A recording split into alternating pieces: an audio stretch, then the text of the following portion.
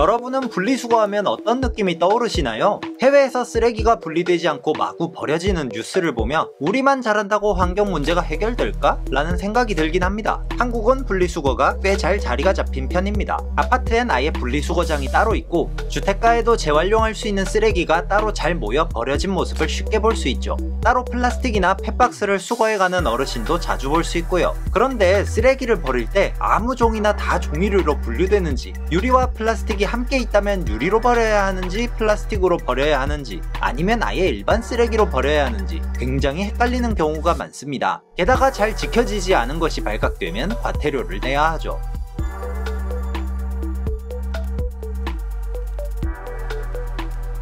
우선 사람들이 가장 잘못 알고 있는 사실 몇 가지를 들여다볼 건데 그 전에 구독과 좋아요 눌러주시고 계속 이어가 보겠습니다. 1995년 쓰레기 종량제가 시행되면서 재활용이 가능한 폐기물엔 수수료 부과를 면제했습니다. 우리가 배달시킨 플라스틱 그릇을 종량제 봉투에 넣지 않아도 무료로 수거되는 이유가 바로 이것이죠. 그렇게 재활용률은 1995년 23.7%에서 점차 늘어나 2020년엔 무려 87.3%를 달성했는데 이 수치만 보면 엄청 재활용이 잘 된다고 생각할 수 있겠습니다. 그러나 환경부가 재활용 선별장으로 넘어간 양을 기준으로 집계한 수치이므로 실제와는 큰 차이가 있습니다. 실제 재활용까지 이루어지는 폐기물은 통계를 발표한 기관 및 언론사마다 제각기 차이는 있으나 대략 50%에 준하는 수준이고, 심지어 재활용이 쉬울 것이라 생각되는 페트병은 현재는 최대 70에서 80%에 이른다고 하지만 고품질 원료로 재가공되는 양은 고작 15%에 불과합니다. 이렇게 제대로 재활용되지 못하는 쓰레기는 결국 쓰레기산이 만들어지는 원인이 되었습니다. 구독해주세요. 한국 분리수거의 가장 큰 문제점은 물건의 종류마다 분리배출 방법이 다 다르다는 것입니다.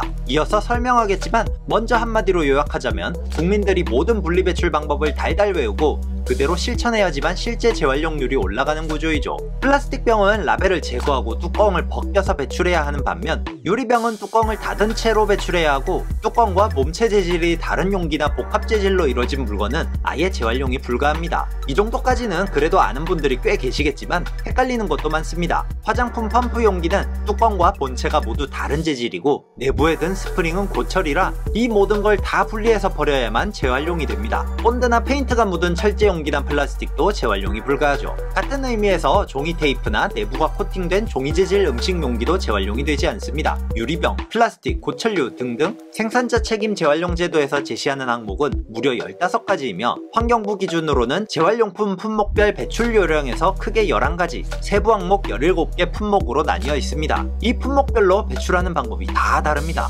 장난하는 것도 아니고 이 방법을 달달 꿰고 있어야 정부 정책에 맞게 재활용이 이루어질 수 있다는 겁니다. 즉 분리수거 의무를 국민에게만 전적으로 전가하고 있는 셈이죠. 요즘은 다행히 친환경 기조가 강해지며 기업들도 재활용이 쉽거나 친환경 원료를 사용한 제품을 적극 선보이고 있는 추세이긴 합니다만, 대한민국에서는 애초에 기업이 분리배출이 어렵게 제품을 만들어도 생산한 기업이 책임지는 게 아니라 국민이 어떻게 버려야 하는지 교육하고 있습니다.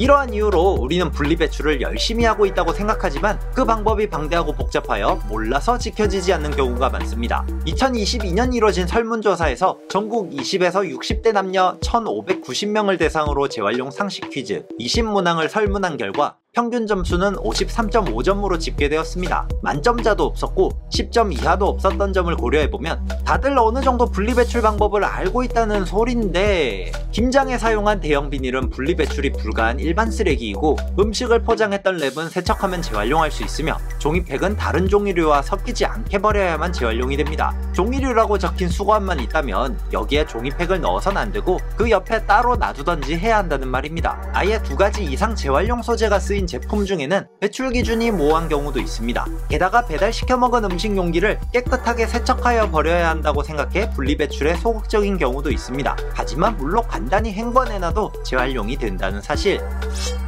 분리수거와 재활용에 관심이 많은 여러 국가들이 제각각 다른 정책을 내세우고 있습니다. 일례로 스웨덴은 사이트 제로라는 거의 모든 플라스틱을 분리할 수 있는 시설을 만들어 작년 말부터 운영하기 시작했고, 싱가포르에선 고용된 환경미화원이 직접 분리수거를 담당해 국민들이 자유롭게 버린 쓰레기를 정리하고 있습니다. 우리나라에선 공병을 가져가면 일부 보증금을 돌려주는 제도처럼 빈 플라스틱 병이나 유리병을 가져가면 환급금을 주는 정책을 시행하는 곳도 많죠. 재활용에 관여하는 민간업체들은 사람들이 버린 쓰레기에서 재활용할 수 있는 자재를 찾아 되팔아 수익을 냅니다. 우리가 종량제 봉투를 사는 것처럼 돈을 내지 않아도 되는 이유죠. 그러나 이런 업체들도 실제로는 재활용 불가능한 쓰레기가 너무나 많이 섞여 있어 수익을 내기 아주 어렵다고 합니다.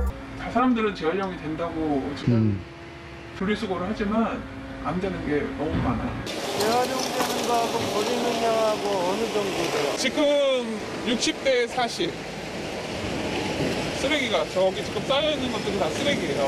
결국 이런 복잡한 분리수거 정책을 고수하는 한 더 높은 재활용률을 기대하기는 어려운 상황입니다. 기업은 우선 단일 품목으로 동일한 포장재를 써야 하고 불필요한 인쇄를 줄여야겠습니다. 정부 또한 고작 종량제 봉투를 사지 않는 것 외엔 아무런 혜택이 없는 현실에서 탈피해 물품별로 가격을 책정해 쓰레기를 잘 선별해버리는 사람에게 상금을 지급하는 등의 유인책이 필요할 수도 있겠습니다. 재활용이 쉬운 품목으로 생산하는 기업에게 세제 혜택을 주는 것도 한 방법이 될 수 있겠죠.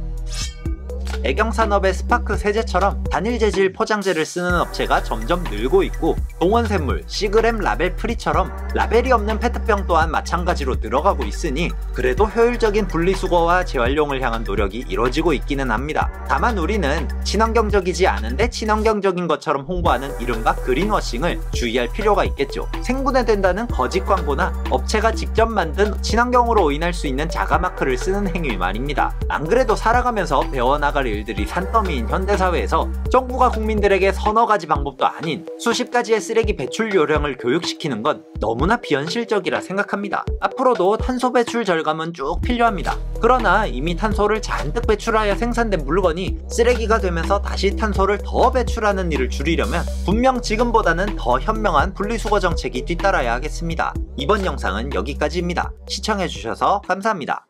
역사 영상이 아니라서 프레임 치우고 만들어봤는데 어떤가요? 사각 프레임 있던 영상이 나은지 없는 게 나은지 의견 주시면 좋겠습니다.